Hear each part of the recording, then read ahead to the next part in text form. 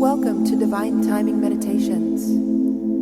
This is a verse from the Tao Te Ching. Please refer to the description box below to learn more about the Tao Te Ching and how to incorporate it into your daily life. The relaxing music here will continue for a few minutes after the verse is read aloud.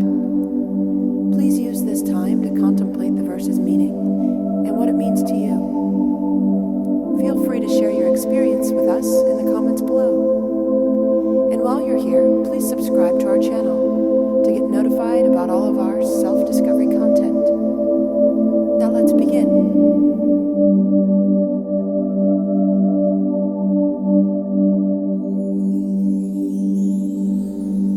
Verse 18 of 81, Tao Te Ching. The mighty way declined among the folk, and then came kindness and morality.